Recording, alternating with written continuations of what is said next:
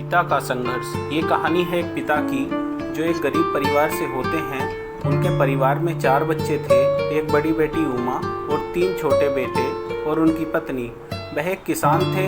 पढ़े लिखे होने के बाद भी उनको कहीं नौकरी नहीं मिल पा रही थी। खेती में गुजारा होना संभव नहीं था क्योंकि ज़मीन बहुत कम थी। वो अपने सभी मिलने वालों से कहते रहते थे कि भाई कोई नौकरी हो तो मुझे बताना। बहुत दिनों के बाद पड़ोस के गांव के एक मिलने वाले ने बताया कि हरिद्वार की एक कंपनी में मेरा एक रिश्तेदार नौकरी करता है, वो तुम्हें वहां काम दिला देगा। उसका पता लेकर अगले ही दिन हरिद्वार के लिए निकल गए। वहां जाकर उन्हें एक सिलेंडर फैक्ट्री में नौकरी मिली। वहां पर बड़े गैस सिलेंडर की लोडिंग का काम उनको मिला। काम बहुत भारी था पर उन्होंने अपनी समस्याओं को देखते हुए हाँ कर दी। अगले दिन शाम को उन्होंने घर पर फ़ोन किया और अपनी पत्नी से बात करते हुए बोले, मुझे नौकरी मिल गई है। कुछ ही दिन बाद जब उनको थोड़े पैसे मिल जाएंगे तो सभी को हरिद्वार ले जाएंगे। लगभग 1 महीना काम करने के बाद उनको जब पैसे मिले तो वो 2 दिन की छुट्टी लेकर घर आए। उनके घर आने से सभी बहुत खुश थे। अगले दिन वो अपनी बेटी उमा से बोले, बेटा अपना ज़रूरत का सभी सामान रख लो, कल हम सभी हरिद्वार जाएंगे। उमा बोली, पर पापा हमारी पढ़ाई का क्या होगा? पापा ने उत्तर दिया, चिंता मत करो, वहीं पर सभी को पढ़ाऊंगा। हम बहुत खुश थे लिए क्योंकि हम कभी बाहर घूमने गए ही नहीं थे। अगले दिन सुबह ही हम पास के रेलवे स्टेशन पर पहुंच गए और ट्रेन में बैठकर हरिद्वार पहुंच गए। वहां जाकर हमने देखा कि पिताजी ने एक छोटा कमरा किराए पर ले रखा था जिसकी छत पर टीन पड़ी हुई और लाइट की सुविधा भी नहीं थी, किंतु हमारे रहने के लिए पर्याप्त था। मुझे अपने पापा से बहुत लगाव था और पापा भी हमें बहुत प्यार करते। फैक्ट्री जाकर पापा रोज़ अपनी कमर पर भारी भारी सिलेंडर उठाकर गाड़ियों में लोड करते थे। कमर में दर्द तो बहुत होता था पर करते भी क्या, कोई और कमाई का साधन उनको इस समय नहीं मिला। कमरे पर आकर भी कई बार उनको कमर, कंधे व पैरों में बहुत दर्द होता था पर वो चुप रहते, अपने दर्द का एहसास किसी को नहीं होने देते थे और सुबह उठकर फिर फैक्ट्री चले जाते थे। पापा को अब हमारा स्कूल में दाखिला भी कराना था पर पापा के पास इतने पैसे नहीं थे कि वो हमारी ड्रेस, किताबें, जूते सब चीज़ें एक साथ दिला दें। पर क्या करते, पढ़ाना भी तो था। काफ़ी मिन्नत करके पापा ने कंपनी मालिक से कुछ पैसे उधार लिए और अपने बच्चों का एडमिशन कराया, किताबें दिलाईं, पर ड्रेस के लिए पैसे नहीं बचे थे।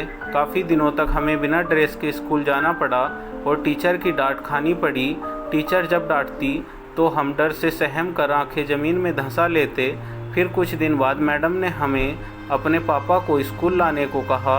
अगले दिन पापा ने कंपनी से छुट्टी ली और हमारे कहने पर स्कूल आए। प्रिंसिपल टीचर ने पापा से कहा, या तो आप इनको ड्रेस दिलाएं, नहीं तो हम आपके बच्चों का नाम काट देंगे और अपने बच्चों की फीस भी पूरी जमा करा लीजिए। हम आपको 1 हफ्ते का टाइम देते हैं। पापा की आंखें नम थीं पर जी मैडम बोलकर वापस आ गए। फिर कमरे के पास के ही एक पड़ोसी से थोड़े पैसे उधार लेकर स्कूल की ड्रेस का इंतज़ाम किया और मुझे कुछ पैसे भी दिए स्कूल की फ़ीस जमा करने के लिए। कुछ दिन बीते ही थे कि अब पड़ोसी जिससे पैसे उधार लिए थे अपने पैसे मांगने के लिए घर आने लगा। पापा ने कहा, जैसे ही मुझे कंपनी से पैसे मिलेंगे मैं वैसे ही आपके पैसे लौटा दूंगा। लेकिन कंपनी से भी इस महीने सैलरी नहीं मिलने वाली थी क्योंकि पापा ने वहाँ से भी एडवांस पैसे ले रखे थे। कुछ दिन बाद पड़ोसी फिर से आया और बोला, अब तो पैसे मिले होंगे ना कंपनी से? पर पापा बोले, नहीं, मैंने वहाँ से भी कुछ एडवांस लिया था तो अगले महीने मिलेंगे। इस बात पर वो गुस्सा हो गया, बोला, मुझे पता था तुम गांव के लोग होते ही ऐसे हो, लोगों को मीठी मीठी बातों में फंसाकर उधार ले तो लेते हो पर देने की तुम्हारी औकात नहीं होती और कुछ दिन बाद भाग जाते हो। पापा दबी हुई आवाज़ से हाथ जोड़कर बोले, भाई जी, गरीब हूँ पर बेईमान नहीं। इस महीने जैसे ही पैसे मिलेंगे मैं आपको लौटा दूंगा, चाहे मैं भूखा रहूं। और ये बोलकर रोने लगे। मैंने पापा को पहली बार रोते हुए देखा था। इतनी सुनकर वो बड़बड़ाता हुआ चला गया। जैसे ही महीने के शुरू सप्ताह में पापा को पैसे मिले उन्होंने सबसे पहले पड़ोसी का कर्ज चुकाया। इसी महीने दिवाली का त्यौहार भी आने वाला था। पापा बोले अपने घर चलेंगे त्यौहार पर किसी पर भी अच्छे कपड़े नहीं थे।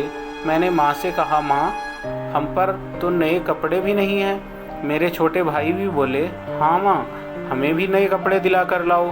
माँ बोली, बच्चों नए कपड़ों से ही थोड़ी ना दिवाली मनाते हैं, जो तुम्हारे पास है वही पहन कर चलो और फिर अपने घर ही तो जाना है। सभी बच्चों ने घर आने के लिए अपने स्कूल की ड्रेस को ही पहन लिया। जब गांव पहुँचे तो हमें देखकर कुछ लोग मजाक बनाने लगे। बोले, देखो स्कूल से बच्चे आ रहे हैं और वो भी हरिद्वार के स्कूल से।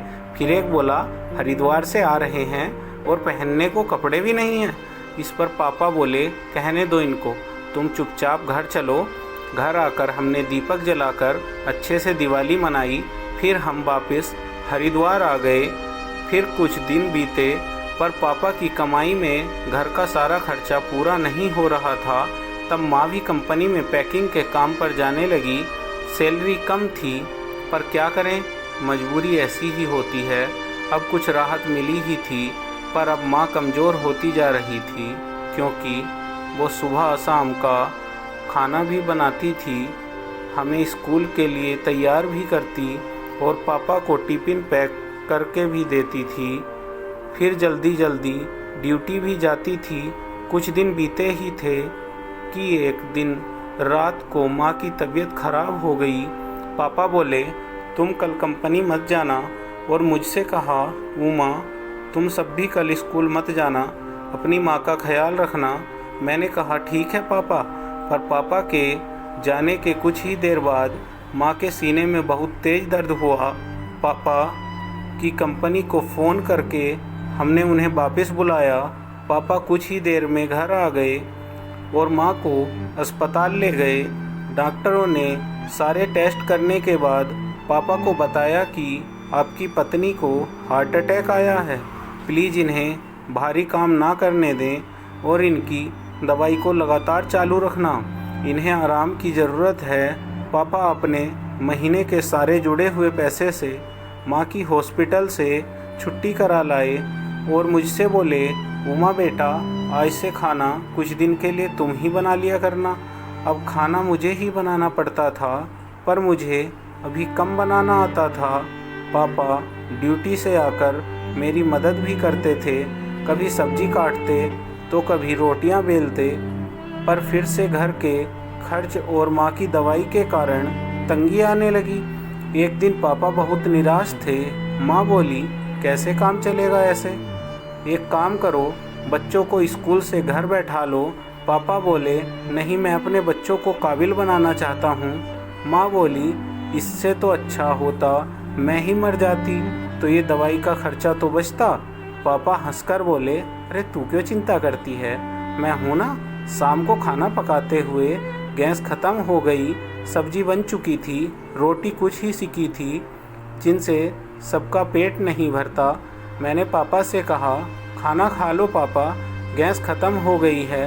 पापा ने धीमी आवाज़ से कहा, अच्छा, और झूठी डकार लेते हुए बोले, मेरा पेट भरा है, तुम सब खा लो और अपनी माँ को भी खिला दो।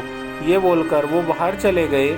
मुझे पता था ना तो पापा का पेट भरा है और ना ही उनके पास इतने पैसे हैं कि वो गैस सिलेंडर भरा लें। कुछ देर बाद पापा वापस घर आए और चारपाई पर चुपचाप लेट गए। सुबह के करीब 5 बजे थे। माँ की आँख खुली तो देखा कि पापा की चारपाई खाली पड़ी हुई है। ये देखकर माँ घबरा गई और हम सबको उठाकर बोली, देखो बच्चों, तुम्हारे पापा कहाँ हैं। हम सब इधर उधर ढूंढने लगे पर कहीं भी नहीं मिले तो सब रोने लगे। तभी कुछ देर बाद पापा घर आए। उनके सर पर लकड़ी की गठरी रखी थी। ये सब देखकर माँ पापा के पास जाकर रोने लगी और हम सब भी उनसे लिपटकर रोने लगे। पापा आंखों में आंसू लेकर बोले, जब तक मैं ज़िंदा हूँ तब तक तुम लोगों को किसी बात की फ़िक्र करने की ज़रूरत नहीं है। और हाँ, एक बाप सब कुछ बर्दाश्त कर सकता है पर अपने बच्चों को रोता हुआ नहीं देख सकता। तो अब चुप हो जाओ सब लोग और माँ के सर पर हाथ रख कर बोले, आप भी श्रीमती जी चुप हो जाइए, और हंसने लगे। दोस्तों, एक आवश्यक निर्देश, पिता का साया होता है सर पर छत समान। कठिन से कठिन परिस्थिति में भी अपने परिवार का रखता ध्यान। कितना भी कर ले पिता, पर बुढ़ापे में उनको ठुकराते देखे बहुत से इंसान। जीते जी कर्ज नहीं चुका सकते हम उनका, दिल से करना इनका सम्मान। जय हिंद, जय भारत। दोस्तों, पोस्ट अच्छी लगी हो तो सब्सक्राइब कीजिए, लाइक कीजिए, शेयर कीजिए।